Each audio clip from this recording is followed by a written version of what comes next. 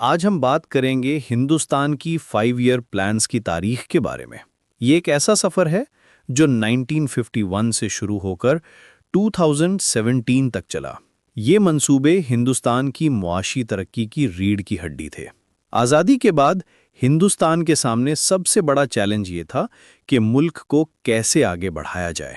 जवाहरलाल नेहरू और उनकी टीम ने सोवियत यूनियन के मॉडल से इंस्पिरेशन ली और फैसला किया कि हम भी 5 साला मंसूबे बनाएंगे। मार्च 15, 1950 में प्लानिंग कमीशन बनाया गया और फिर अप्रैल 1, 1951 को पहला 5 ईयर प्लान शुरू हुआ। पहला मंसूबा 1951 से 1956 तक चला।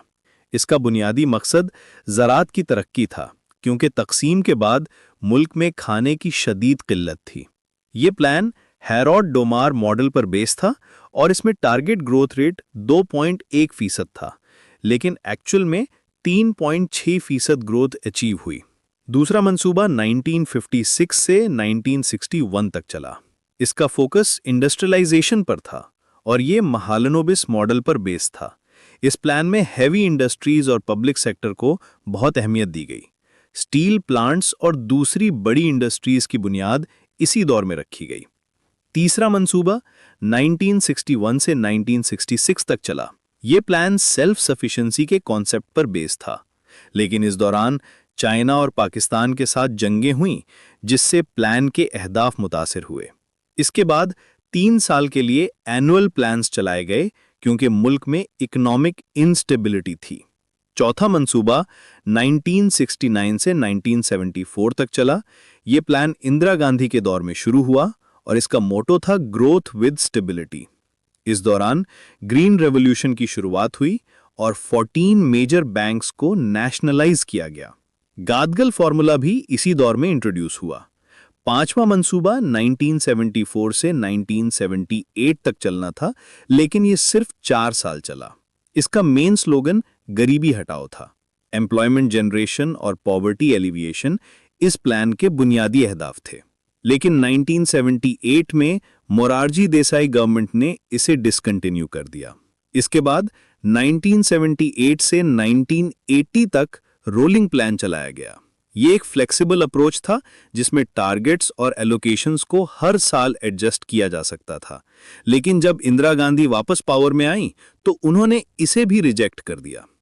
छठा मंसूबा 1980 से 1985 तक चला।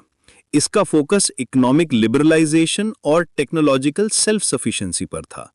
टारगेट ग्रोथ रेट 5.2% था, लेकिन एक्चुअल में 5.7% अचीव हुई।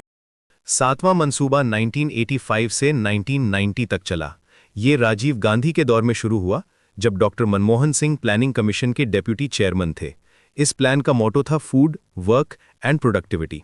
इस दौरान NREP और RLEGP जैसे एम्प्लॉयमेंट प्रोग्राम्स को एक्सपैंड किया गया। आठवां मंसूबा 1992 से 1997 तक चला। ये प्लान 2 साल देर से शुरू हुआ, क्योंकि 1990 और 91 में मुल्क में पॉलिटिकल इंस्टेबिलिटी थी।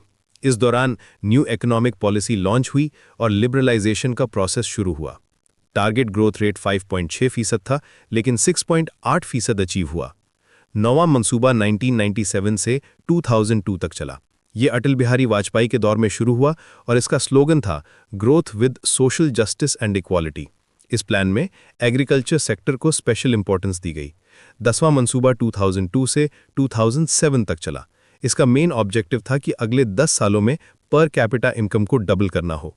यह प्लान बहुत सक्सेसफुल रहा और 7.60% की एवरेज ग्रोथ रेट अचीव हुई। 11वां मंसूबा 2007 से 2012 तक चला। इसका मोटो था towards faster and more inclusive growth. Target growth rate 9% था, लेकिन 8% अचीव हुआ। इस प्लान में एजुकेशन और स्किल डेवलपमेंट पर खास फोकस था। 12वां और आखिरी मंसूबा 2012 से 2017 तक चला। इसका टारगेट ग्रोथ रेट 8% था। इस प्लान में इंफ्रास्ट्रक्चर डेवलपमेंट, जॉब क्रिएशन और एनवायरमेंटल सस्टेनेबिलिटी पर जोर दिया गया। 2015 में प्लानिंग कमीशन को डिसॉल्व करके नीति आयोग बनाया गया और 2017 में 5 ईयर प्लान्स का एरा ऑफिशियली खत्म हो गया। अब हिंदुस्तान में फ्लेक्सिबल प्लानिंग अप्रोच अपनाया जा रहा है, जो चेंजिंग इकोनॉमिक कंडीशंस के मुताबिक एडजस्ट हो सके। ये था हिंदुस्तान की 5 ईयर प्लान्स का मुकम्मल सफ़र। 66 सालों तक ये मंसूबे हिंदुस्तान की इकोनॉमिक पॉलिसी की बुनियाद रहे और इन्होंने मुल्क को एक एग्रीकल्चरल इकोनॉमी से मॉडर्न इंडस्ट्रियल इकोनॉमी में ट्रांसफॉर्म करने में अहम किरदार अदा किया।